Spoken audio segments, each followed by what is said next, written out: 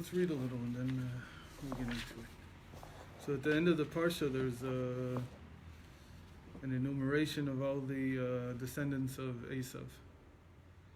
So these are the names of the chieftains of Esav, according to their families in their respective areas. By their names, Aluf Teiman, Aluf Mivtzar, Aluf Magdiel. Aluf means like a captain or like a commander. So it means that each one of these individuals, he was the head of a whole clan. So the Baal Shem told us Yaakov Yosef, he writes like this. Actually, in the original, he wrote that. He says it here. Okay. Every word of slander and gossip is composed of the 22 letters of the Torah. If you're speaking in Hebrew, so if you say something that's slander or gossip, so it's using the same 22 letters of the Torah. When a person speaks improperly and then studies Torahs with the 22 letters, so what would you think? Sin mouth. Oh wait, we need to say this yeah. class. Did you say something? Can we please? Oh, I'm Ilana Rosenman, and I would like to dedicate this class to the Refuah Shlema of Rivka Bat Sara. Rivka Bat Sara. Rivka Bat Sara. Refuah Shlema. Could I just add a name? Yeah. To the Refuah Shlema of Chaya Esther Bat Nechama Mendel.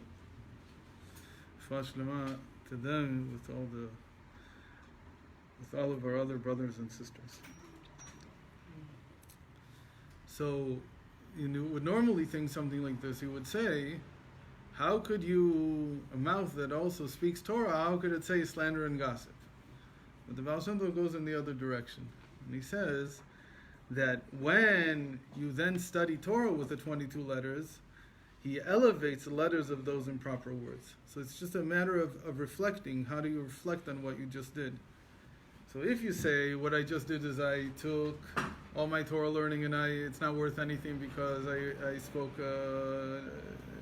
poorly in a way that's forbidden, so that's to see it in the negative sense. And the positive sense is to say that even though a person has a nature, he's inclined by his nature to sometimes say things that he's not supposed to say, so he elevates those words, or that, we'll see in a moment, the life force that he has when he speaks, he elevates it by then subsequently afterwards saying words of Torah and prayer. Elevates it to where?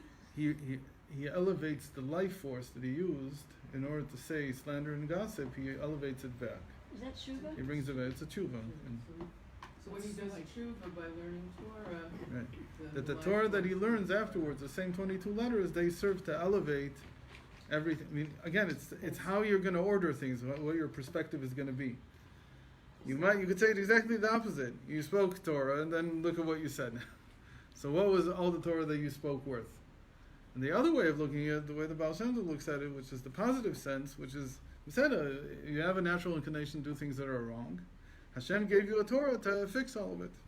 And that's why you learn Torah. Don't think that your Torah is not worth anything. On the contrary, your Torah is what elevates everything that was wrong. does he have to do tshuva while he's learning the Torah to elevate? No, it's just the speech. The very fact that he uses the same mouth. In that sense, it's like the opposite of Rabbi Shimon. Rabbi Shimon, he said that a person should have been created with two mouths, one for eating and drinking, and apparently for the negative things that he says, and the other one for Torah and prayer. Okay. But Hashem didn't create us with two mouths. So what do you learn from that? What was Rabbi Shimon saying? Rabbi Shimon is saying, look, you should know that your nature is split. That you have a low nature and you have a high nature. And your low nature is what you speak and say slander and gossip and things that you're not supposed to. But he can't say that doesn't exist. In fact, he says Hashem should have created you knowing that you have these two separate natures. What do we call this? We call this your animal soul. Your animal soul is you. You can't run away from it. When you set up a false expectation, then it looks like you fell.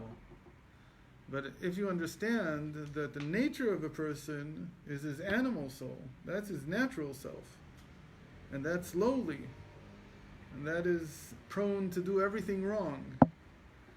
So then you understand that what Hashem gave us the Torah for was to elevate our lower nature. Not to see it as if somehow I'm already a tzaddik. You're not a tzaddik. You're very far from a tzaddik. And why do you think you're a tzaddik? If you drill it into people's heads that they're supposed to be tzaddikim, and then they're not, so their whole lives they live with a sense of failure. And so they can never look at themselves. They can never. They're always angry with somebody because life wasn't what you promised me it would be. You told me I was supposed to be a tzaddik. That's why we always say it's a big question about whether you should say this to children or not. At birth. Not just at birth. When they were when the little children. She's having tzaddik, call him tzaddik. What do you want, tzaddik? He's not tzaddik. He's very far from a tzaddik. And if you drill it into his head, he's a tzaddik, he's going to grow up, and he's going to realize that he's not. So he might, first of all, be angry at you. He'll be angry at himself a lot for not living up to his expectations, to his own expectations from himself. It's not lowering the bar at all. It's just accepting reality. Reality is our first nature is our animal soul, not our divine soul. Little boy, he was maybe 8 years old. He was really misbehaving. Then he said, "I'm a Rosha." He said it about himself. So you're not allowed to say that. Also, you have to teach them. Also, you can't say about yourself, you're Russia. You're a Beinoni. Aspiring. Aspiring to be a tzaddik. You're a Beinoni already. I'm giving you a Beinoni. Here's Beinoni for free because you don't have any mitzvahs yet. So you haven't done anything wrong, but you're aspiring to become a rasha tzaddik v'ralo, tzaddik v'ralo. Okay. In any case, so it's all a question of perspective. Did the Torah come to elevate me, or is the Torah some supposedly natural thing that I'm not living up to somehow? So no, the Torah came to elevate the world. There's a Breslover in Borough Park. His name is Roth. I can't remember his first name. He has a lot of. He speaks in Yiddish, so he has a lot of videos that go around, and he has a yeshiva for young men. And apparently, he's very, very good at saving them from the streets. So he said, I go to I meet one of my Talmidim's parents. And the father is complaining that why is it that my son he doesn't do this and he doesn't do that and he doesn't wear a kapata like he should and he doesn't wear his hat the way he should and he's this and he's that, and he says to him, and what about the fact that he learns 2 mishnayos every day, and what about the fact that he davens mincha, what about this, what about that? It says he doesn't see this at all. Why? Because all he sees is he's not perfect, and he's working on the where the ribbon around the hat's going to be. What are you talking about? And then he goes on and he says, why don't you see the fact that he wears black pants as something important? You know that most of the goyim outside they wear jeans that are ripped. What do you think, that a Jew doesn't want to wear jeans that are ripped? You know why he doesn't wear it? Because it says the Eberster it's not proper. So he's doing a great thing. Why don't you see that? Why do you keep seeing? Because in our minds it's become somehow that the given is perfect observance of the Torah. It's very hard.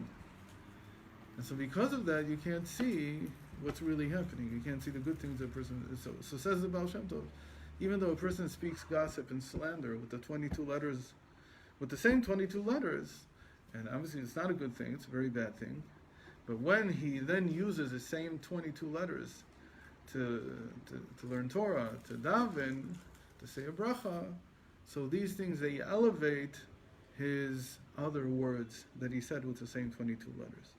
Okay. The Baal Shem Tov said in jest, okay? So it says it was tongue in cheek. He said this. It says in Belashon Tzachut in Hebrew. Thus it says Aluf Teiman. What does this mean, Aluf Teiman? That is the master of the world, the Alufo Shel Olam, right? Aluf, we said it's like the chieftain, like a head of a clan. So Aluf also comes from Alufo Shel Olam. It refers to the Eberster. Is within the letter Aleph. It is a wonder, tamua, teiman is like tamuha, how a person can speak slander in secret. The mivtzal, the second one is aluf mivtzal. So teiman mivtzal magdiel, with the same letter aleph in secret, when nobody sees him, he can speak. When he thinks Hashem is not looking at him, so at him, he's locked himself in a castle, and Hashem can't see me, so now I can say whatever I want. And so it's a wonder that he can speak slander in secret with the letter Aleph, the head of the letter. So however, Aleph Magdiel, when he recounts words of wisdom, he uplifts it. Okay? Magdiel is to raise, legadel. So Megadel El, the Aleph, the same Aleph that was used for slander is now being used for Torah, and just by its being used for Torah, it elevates the previous Aleph. So first of all, what this means is that all the speech that we like Rabbi Shimon says in the end we were created with one mouth. Why? To tell us that in the end, all the speech that we speak, everything that we say, it comes from the same source. It's our life force. Remember, we talked many times about the fact that the nefesh, the psyche, is made out of letters. It's made out of words, and out of words that you speak. That's how the psyche is built. And so we said that all of therapy is about rebuilding the constructs, the linguistic constructs, the understanding in a person's mind, how he sees things, how he understands things. The moment that you understand things in a different way, suddenly you can reinterpret what you're seeing in front of you. And so everything has to do with how the letters are arranged in your head. So that's one thing. The other thing is, I didn't copy this here, but it's from Bereshis when he talks about Wach Memalala, when he speaks about that man, when Hashem gave us our soul, what's the soul? Soul says Unklus is the ability to speak. That's why man, according to the Rishonim, is the medaber. He's not called the thinker, he's called the speaker. Because that's the essence of the soul, is to speak.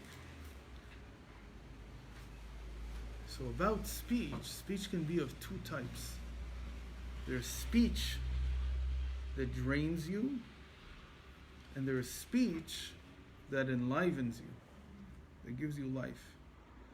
Meaning, even though all the words, they seem to come out, all the breath seems to come out, right after you speak, you also inhale. You also take a breath in. The more you blow out, the more comes in. Okay. He says in Bereshis that achayot ratzov v'shov, the animals, there's angels that are called chayot. Right. So they're ratzov v'shov, they run and return. So how do they run and return? They run and return through our speech. Because these angels, what are they? They're the angels of speech. So don't think that they only go out. They go out, and they also return.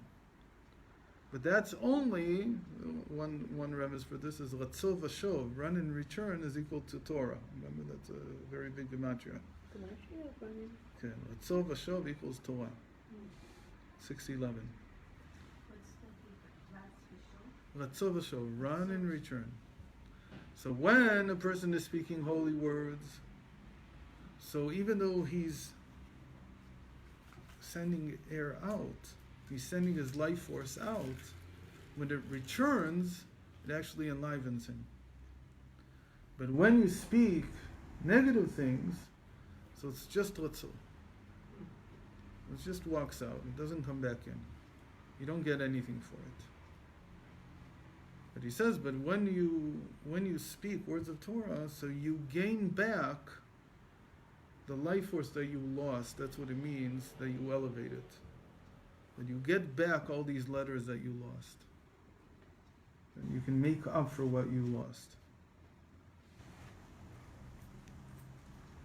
Okay, so this was all b'derech tzachut. It was just a first touch on this whole subject of speech and how to treat speech.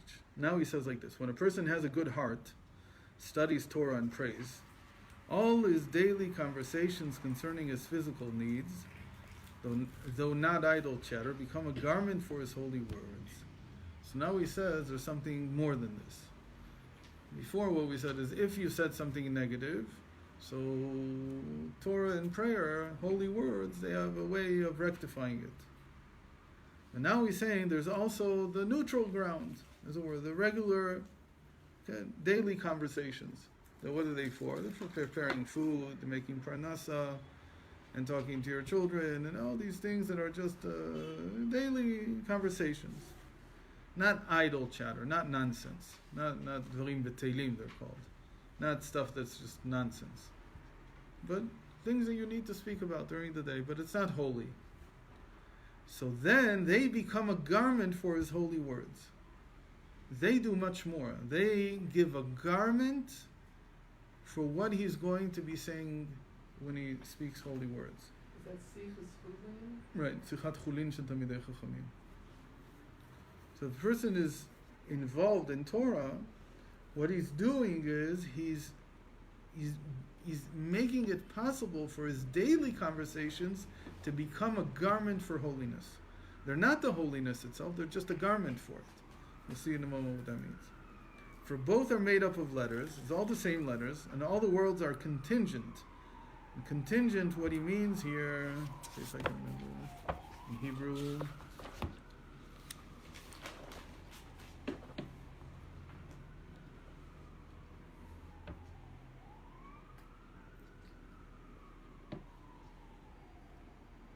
Yeah, contingent, he means that they're dependent one on the other.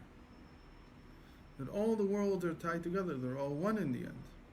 So even though what he's speaking here is daily conversation, like stam conversation, because the letters are still the same letters and everything is interdependent, so everything is dependent only on the 22 letters of the Torah. The only difference is the way the letters are arranged. So here you say a pasuk, and here you say, I need the salt, whatever. Thus his holy words outweigh the mundane ones and transform them and rearrange them, to rearrange their order to form the words of Torah that he studies. So really don't think about your speech as if something, you said it, and I was helping my wife in the kitchen, and then she said this, I said that, whatever. Don't think that these words are gone. They're not gone, they're still here. The letters of these words are still here, because you have to think about, like, the whole world is one big receptacle that saves everything. Nothing is lost, ever. And it's just a question of how it's going to be arranged. It's like the conservation of energy law. So instead of conservation of energy, think about it as conservation of words, or conservation of letters. And the whole question is how you're going to arrange the letters. So when you speak Torah before, so we'll see, even these things that you're saying now, they can rearrange. They're saved. They're saved for later. And they'll rearrange them into And the bad ones are just gone? and the bad ones you have to elevate, that's what he said. You elevate, because they fell down. Because when you say something that's mamash asur, it's prohibited. So it's not hanging here. It's lost. It fell down. But you can still raise it. How can you raise it? By learning Torah. He says, but regular words, stam, daily conversation, it's not lost. It's hanging around here. That's what they say. I was asked if somebody says a curse and a person hears it, what do they do? Either they should walk away or say to him. So, maybe. Where is this very strong? There's a story about the Baal Shem Tov. They once came into a shul, and he couldn't walk in. Tried opening the door, he couldn't get in. So what did he see? He said he sees that the whole shul is full of letters from all the prayer that's been prayed there, but because nobody meant what they said, so it was just heavy letters. It was just sitting here on the floor. You can't get in. If you're sensitive to it, you can't move. It becomes heavy. Like a place that's light. Light in English is a beautiful word, which doesn't work in Hebrew so well. But it's both light, illuminated, and it's also light. Okay? A place that's full of light is also very open. You feel the breeze. You feel the breath of fresh air in it. Why? Because all the letters ascended. They went. So they leave the room open for something new. But as long, something like that. You see the letter. Actually, that would be. That's what I've been looking for a long time for. Who did this? There's a man there. That's the guy they're Paintings on the Joshua Weissman? on, what's We got to talk about this later for a book. Yeah, that. I wonder if you gallery, there's a okay. guy down there by the Rav Cook Street. Okay, so we need to talk about this. Ah, So the Hillam place.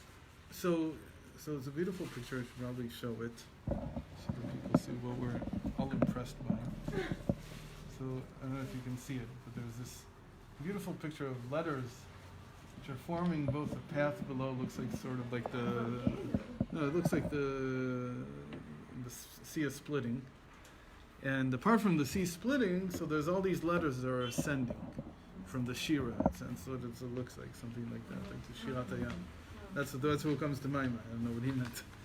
So that's how you feel, that when letters are full of light, they're light. They're illuminated. Ptach picha ve'yayil dvarecha. Open your mouth and your words will shine out. They will illuminate out. In Hebrew, the connection is, it's not like in English light and light, but rather or and avir. And or, avir, something that's airy. Air in English is from avir in Hebrew. Okay? It's the same word. It's based on the same, I don't know how it came to, probably somehow through Greek or whatever. And so when you say in Hebrew that something is all, you also mean that it's airy. So it's like light in the same sense, but it's airy. It's porous. It's open. Lichtig. So How do you spell Avir? Aleph Vav Yud Reish. So if you take out the Yud, then it's all. It says almost like the Yud. You don't need the Yud because it's the Chari can be under the Vav. It's almost the same word. There's a lot about it in Kabbalah, about whether it was O or Avil, in any case.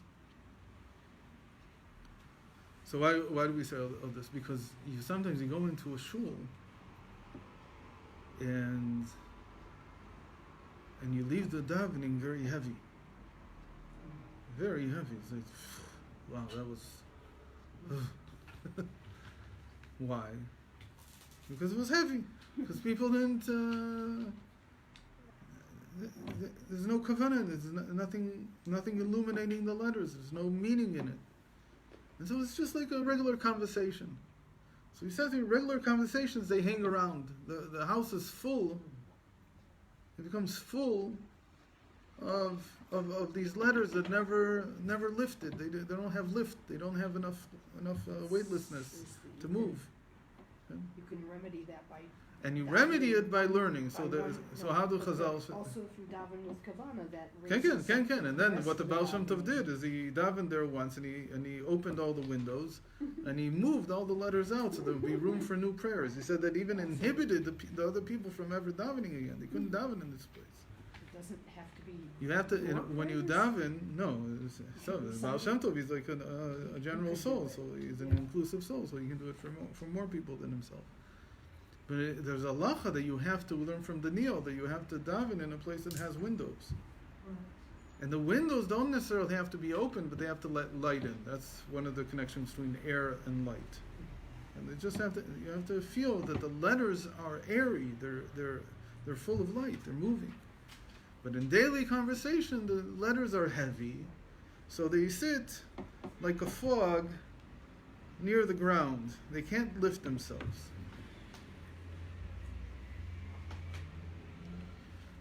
How do you remedy it at home? So it says the biggest mitzvah at home is to learn Torah at night. Why do you learn Torah at night? Because no more conversations.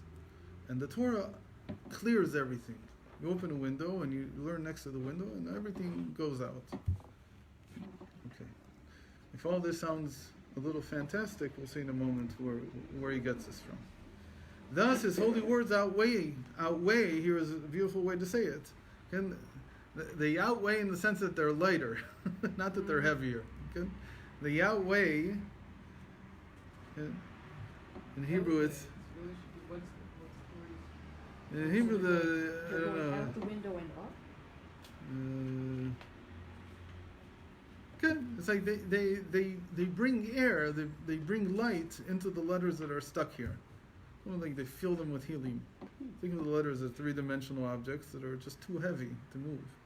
So you pump them up, like Hashem pumped us up. Also, same thing.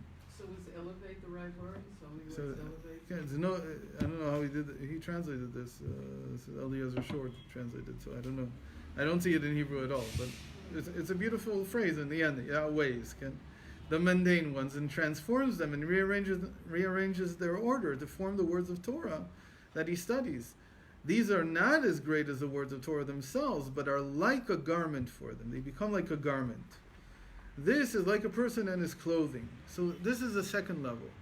It doesn't become Torah itself. It's not Torah itself yet. It's not prayer itself yet. But it becomes a garment. And because, again, the same idea, that my letters, the letters of Torah, are very light, so when they go into these letters, they lift them up. Okay? They lift them up. They're no longer sitting heavily on the ground. So the person is more, so this needs, this is like a person and his clothing. The person is more important than his clothing. So too, the soul needs garments, though the garments are much lower and cannot be compared to the soul. So the letters of Torah that I'm speaking, they become the soul of these letters that were left over from the daily conversations. These are the words of Torah formed from his mundane conversations, making even his mundane conversations a crown for God when their letter order is rearranged. So the moment that they're not heavy, you can also rearrange them, and then they fly off as Torah themselves. They become Torah themselves. So this is what it means that Sichat Chulin Talmidei Chacham tzricha limud. That even if they're talking like regular things, they can uplift them. And it can become like Torah itself. On the other hand, when a person follows a bad path, now he goes back to the first one. God forbid that lacks Torah and good deeds, and when he constantly speaks in forbidden ways, his mundane conversations are also considered to be for the sake of forbidden things, for he never thinks about serving God. The attention he gives to his physical needs is only so that he can engage in meaningless activities. That's what he called before idle chatter. Then his empty and forbidden words outweigh his mundane ones, and transform them in their letter combinations into forbidden words. These form a crown for the other side, Hashem Elohim. So what is he saying? So we had two levels so far. One is that negative things can be uplifted by words of Torah. But they're not uplifted in the sense of that they are rearranged and they become Torah themselves. They're just saved from being squandered. So the way we explained it is that the energy that you put into negative things comes back to you for another try if you elevate it with Torah. That's really what it means. The second level, he said, is the daily conversations. They're waiting to become Torah themselves. And how do they become Torah themselves? When you say Torah in that house, in that place. And then they're all waiting there, and the Torah that you say becomes like the soul of these letters that you said before, which are garments, and then it rearranges it. On the other hand, if there's no Torah said, what happens to these letters from daily conversations? They join the gossip and the slander that the person spoke, and then they're taken down, and they're weighted even further down. They fall down as if they were gossip and slander themselves. So those are the two possibilities so far. The two possibilities of what happens to the daily conversations. Okay. Now we have a third thing, and he says like this. Oh, this is what I wanted. This is what I wanted to. I got this mixed up. Here he says this thing about the life force. When a person speaks, his life force leaves him. Only holy words of Torah and prayer bring new vitality, as it is written, and the living creatures ran and returned. So this was the premise that everything was built on, the first part. That the words of Torah, they give you back the energy that left when you spoke something negative. All this is very good. So this is as far as it takes us in Vaysihlach. I didn't have a translation of the next thing, so I'll just read it in Hebrew and then explain it. In Bereshis, we didn't read this when we learned Bereshis, but in Bereshis he has a continuation. For the told us Yaakov Yitzchak, he continues this in different places, this idea. And this is the famous thing that everybody knows about the Baal Shem Tov. That when he spoke to a person, to a regular person, he was like speaking to Hashem. And it's called Invelt Oisvelt. He was having a daily conversation, a regular conversation, but he himself wasn't having a conversation that was daily. Even though his words, the garments, were completely day-to-day garments. Speech, day-to-day speech, day-to-day topics. Rather, he was talking, as it were, above. He was talking to Hashem. Okay, so let's see. It says it like this. Lo tov heyot ha'adam levado yaseh lo ezer kenegdo. There he teaches it about, it's not good for man to be alone. I'll make him a helper before him, or against him, or in front of him. So the Baal Shem Tov explained this, that in every no, I only have it. I didn't have a translation. I didn't have time to translate. So in every word that we say, everything that we say, we can have either achna, havdalah, or amtaka. Submission, separation, sweetening. This famous threesome. So this is another place where this shows up. You already guessed that this is achna, havdalah, amtaka, I hope. That achna is the words of slander and gossip. You have to conquer the negative in them and get back the life force from it. And that's what we do in achna. What do we do in submission, in the submission stage of therapy? We want to give the person back his perseverance, his ability to persevere in the world, to be able to stand in the world. Because what's taking his energy away, all his victimization, all his feelings that Hashem, you owe me, and that I'm only good, and the world is all bad, and so on. All these things take away the person's energy. So in achna'ah, we have to take back this energy from the negative side that's conquered it. So that was the first example. In avdalah, in separation, we're saying that really, if we add Torah into the day-to-day actions, it elevates them. It takes the day-to-day actions and you're in a whole different level, and you can ignore. That's avdalah. It's to see the godliness in everything. Okay? It's to only act with. I'm only focusing on my Torah, and that anyway will cause whatever's mundane to lift up, to be nivdal, to be special, to be unique. Okay? Avdalah means to be separated from the mundane. It lifts the letters up from the mundane. The letters of the daily conversations. Again, before they were mundane, they were just daily conversations. But now I'm lifting them. So I'm lifting them, that's called separation. But there's also hamtaka. There's also sweetening in the speech itself. That I'm not uplifting something that I said in the past. Rather, the very words that I'm saying now, even though they sound like they're mundane speech, they're not at all. They're actually godly speech. And for this, you have a Tanakh here, right? I didn't have time to copy it. I mean, I found it in English, but didn't have time to work through it, and I don't like copying Tanakh in English without fixing it. So let's see what it says in Book of Nehemiah, chapter 2. Okay. So who was Nehemiah? Nehemiah, he was one of the Jews who was living in Babylon. And he was a steward to Artaxerxes, Artaxerxes, right? And there are different opinions about whether Artaxerxes, he's Darius, is he the same person who was Esther's son? Is he a grandson? Whatever, who he is exactly. In any case, What was the name of Xerxes? The name that's listed up? Artaxerxes is how it's in Hebrew. Yeah, that's what I said. And it's not much better in English. Artaxerxes. It's like Xerxes is like Tachshasta. So he was a steward to him. What was his job? In Bavel, he wasn't called Nehemiah. even though he was a scribe. His job was to drink the wine before the king, to taste it. Make sure it's not poison. So there are two levels to it. One is to make sure there's no poison. That's like achna. But there's another side to it, which is to see what the effect is. Is this good wine or not? He's a taster. It doesn't have to be that it's because it's poisoned or not poisoned. It should be more, is this good wine? Is this worthy of being drunk by the king? And that's really the real question.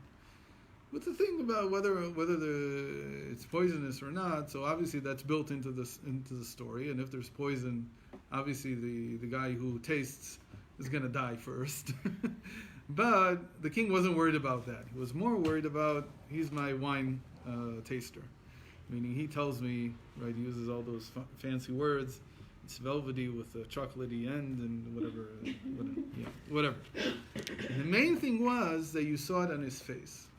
Meaning they would see how good the wine was. They didn't trust him to say it. They didn't trust him to give a critique, write up in 100 words with all those fancy words. They looked at his face. And they looked at his face, they saw whether the wine was good or wasn't good. They saw what it did to his face. Because it says that when wine is very good, so it has a few effects on you. One of the effects is to bring out the capillaries in the eye, which is and it's supposed to flush your cheeks right away. If it's good wine, it's supposed to do it right away. It's not that you don't have to wait. You don't have to get drunk for that to happen. It just happens right away. So that's what they looked for. So his name in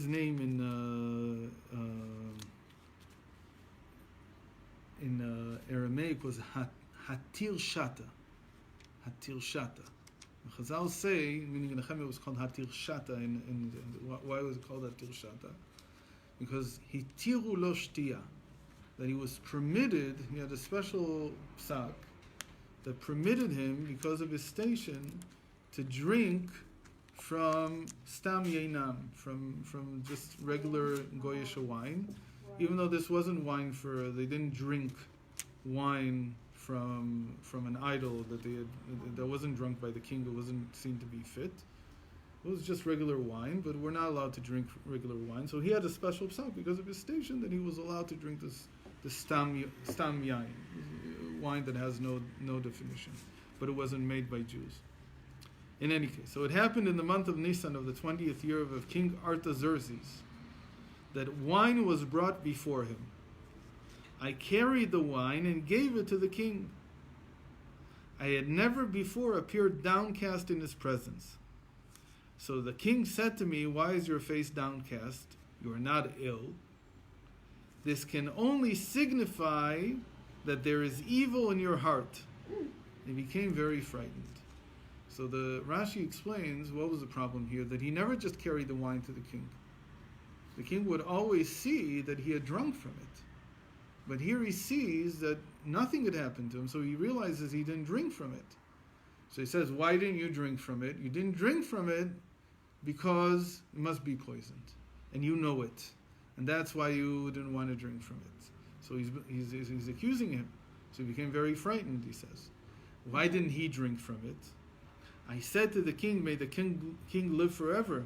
Why should my face not be downcast when the city of my ancestors' graves is in ruin and its gates are consumed by fire? It turns out that 5 months earlier in Kislev, in our month, 5 months earlier, this was in Nisan. And 5 months earlier in Kislev, he was brought news by Hanani. Who this Hanani is some kind of emissary that was in Eretz Yisrael. And he came and told him, that's what chapter 1 of Nehemiah is about this interaction between them 5 months earlier. And it says that he told him what the situation was in Eretz Yisrael, and that even though Koresh, right, and Darius had already decreed that they could rebuild the temple, everything was still in ruins, and nothing was moving because of the Samaritans, who today are called the Shomronim, the Samaritans that live in Shem. That they were making a lot of trouble for the Jews, so they couldn't build. So he heard this, and apparently for 5 months it was simmering inside of him until finally it broke out. And when it broke out, he couldn't drink from the wine. Meaning he probably did drink from the wine, but it had no effect on him because he was so overwrought with anguish over what was happening that it didn't have an effect. So the king assumed that he had not drunk from it, and on the other hand that he's not ill, so what's going on? So this in and of itself is a tremendous thing. Well, you've never seen somebody worried? The only other option is that he's plotting to kill you. You've never seen somebody overwrought with distress? So this in and of itself needs a lot of learning. What is this? That a person, how could a person also hold this in for 5 months? And it didn't show at all. If it really moves you, it should move you right away. So this whole thing in and of itself is a topic. We won't get into it now. So I said to the king, it's all because of Yerushalayim, because of what's happening in Israel. The king said to me, what is it that you request? And then notice what he does. I then prayed, says Nehemiah, to the God of heaven, and I said to the king, if it please the king, and if your servant is worthy before you, same thing that Esther said to Achashverosh, then send me to Judah, to the city of my ancestors' graves, that I may rebuild it. The king said to me with the queen sitting beside him, when will you depart and when will you return? It pleased the king and he gave me leave and I gave him a time. So he says, what did he do? He says, I was doing two things at the same time. On the one hand, I was praying to Hashem, but how did I pray to Hashem? What did I say? I said, if it pleased the king, lowercase king, but I meant uppercase king. Okay? If it pleased Hashem, and if your servant is worthy before you, again, me as a servant before you, Hashem, then send me to Judah, to the city of my ancestors' graves, that I may rebuild it. So he's speaking to the king, but in his mind, he's speaking to Hashem. So that's called Inwelt Oiswelt. That you're at one and the same time, you're speaking to somebody. On the other hand, you're not speaking to them really, you're speaking through them. Now, this is a big trick, said the Baal Shem Tov, that took him to receive a gift from heaven to be able to do it properly. Because it's very easy for the other person to catch on. One of two things will happen. Either you won't sound legible, you'll sound weird. Who are you talking to? Somebody behind me? What are you talking about? Or it's not really prayer. It's not really conversing with the other person. On the other hand, it's very difficult to make it also prayer. That it's really to use the same words and have two different conversations going on at the same time. That's very difficult. What would be something similar to that? I don't know if it's the best example in the world, but there's a song from Simon and Garfunkel called Scarborough Fair. And the background of the song is a different song called Evergreens. So there it's really two things that they put together.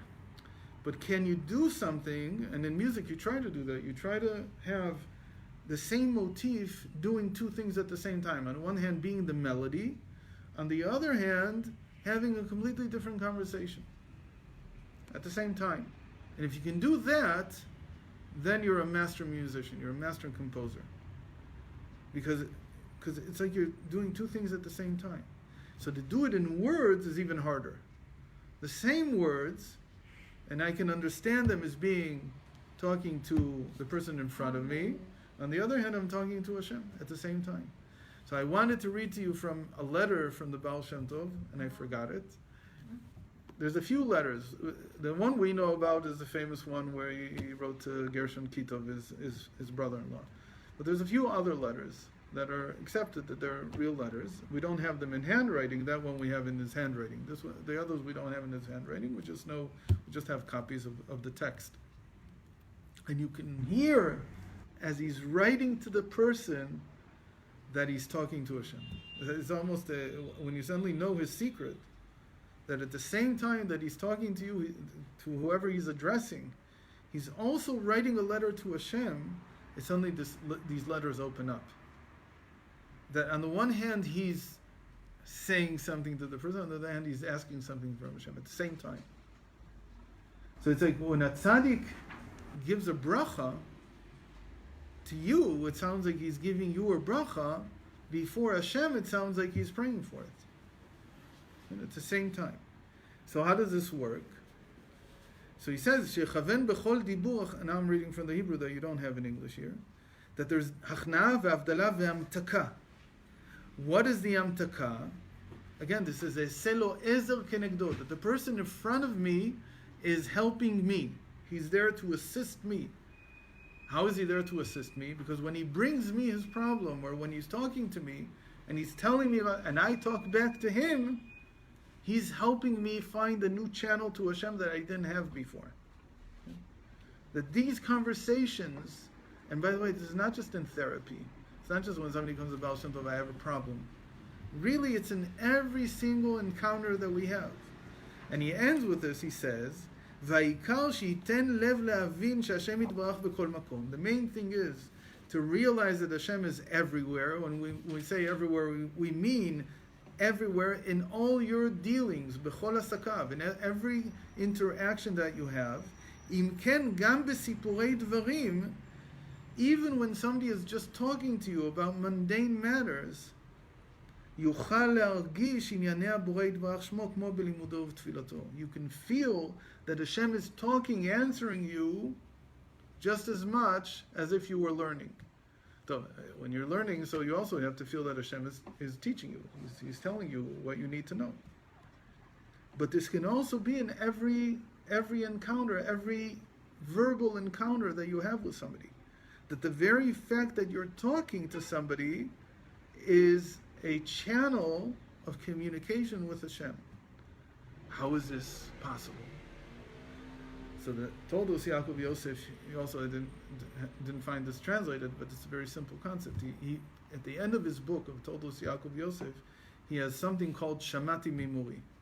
It's a separate little pamphlet that was published together, and in it, it's just all kinds of other things that he heard from the Baal Shem Tov that he didn't put into his book. His book was an attempt to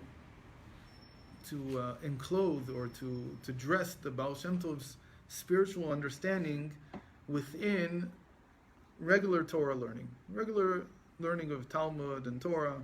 That's what he tried to do. But then he had some things left over that he wasn't able to incorporate into his discourses, into his regular way in which he tries to explain different sugyot in the Torah. So he has a separate kuntras he calls Shamati Mimuri, and there he has just leftovers. I heard from what? From my teacher, What's Mimuri. Mimuri. One of them is unbelievable. He says, I heard from him, the Gemara in Brachos says, that there are three things that are considered to be nakedness, right, in a woman, it says there. Irva be'isha. So what are the three things? So the first one is the hair. The second one is the voice, and then the thigh. So he says these three things, even though, so what's the problem? The word in English they say is nakedness, but the word in Hebrew is zerva. It's mamish like having intercourse. It's like the sexual organs. It's like opening it up. So said the Baal Shem Tov, from this we learn that there are three levels of yichud, of connecting, zivug, coupling between people. It can be in hair, it can be in speech, in kol, in voice, and it can be in actual coupling, which is through the thigh, through the body itself. The hair. Oh, so he says like this. No, so this is a whole topic we've discussed in the past, but not so much in length. That what it belongs to a person is like an extension of himself. The example he gives is that there are people who used to certainly be this way. Today it's not so much, not anymore. I mean, it's only in certain types of what are called fetish in sexual theory. But there used to be that if a man saw even the garments, the undergarments of a woman, that he could feel like he was overwhelmed by his sexual urge. Just seeing the undergarments. It still exists to some extent, but it's much weaker today. It's not like it was. Why is it much weaker? Because the world is much is much more licentious. Right? That's the word that we learned 2 weeks ago. Because the world is far more matirani. How does it matirani? It's far Everything's more. out there. Yeah, everything's out in the open. What's the Hebrew word? You said Matirani. Like everything is permitted, everything is mutar.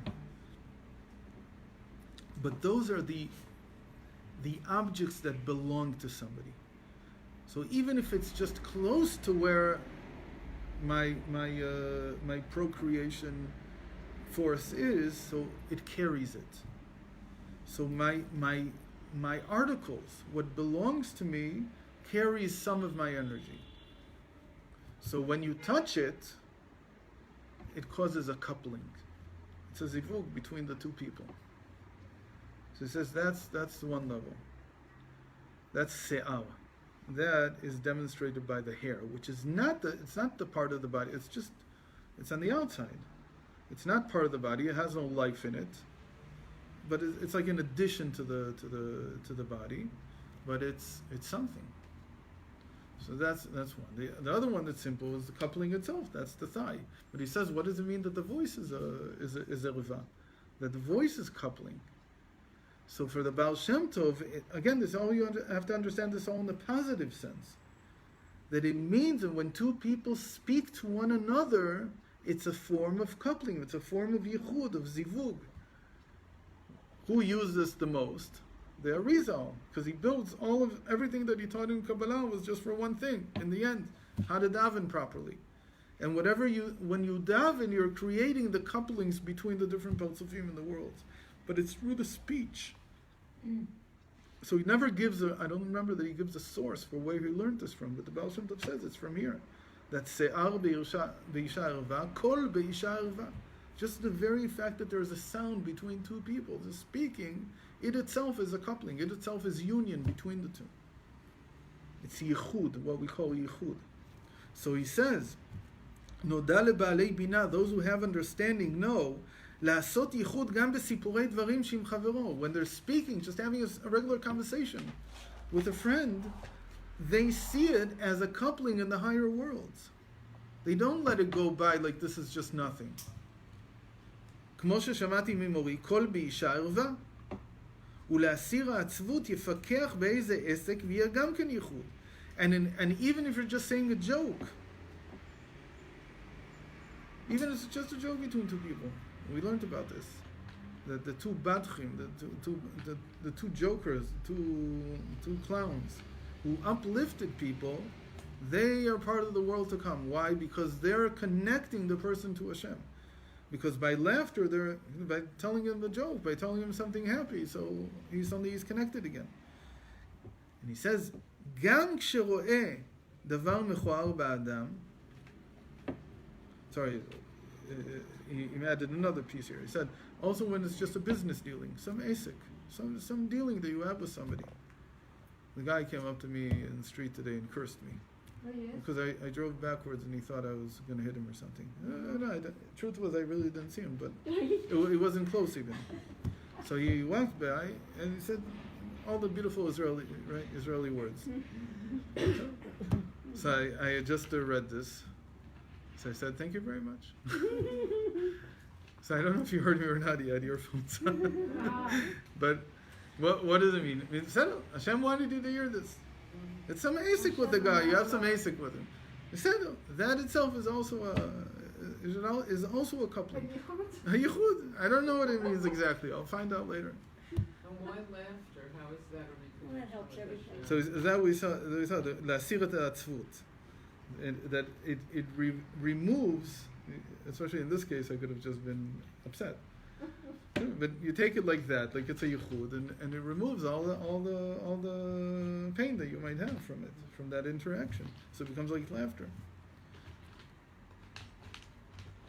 גם כשרואה דבר מכוער באדם, this is what I just described, even when somebody does something ugly, disgusting, או שיבטל אותו מתורה ותפילה, or he comes and he bothers him when he's davening, when he's learning, should know, יבין שהוא מהשם יתברך לתועלת שלו, כאשר כתבתי בקונטרס האחרון. So this is all for your benefit. So understand that each one, again, don't take speech for granted. That's what he's saying. Don't take speech for granted. First of all, understand that it's life force. And whatever you put out, it should be such that it gives back life force also. So it has to be something holy. Not all our interactions are like that. So don't think that any word is lost. Every single letter you say, if it's not mamash forbidden, then it's hanging around you. It's sitting here in the house, waiting to be uplifted. And then you say some Torah, and there's suddenly everything is airy.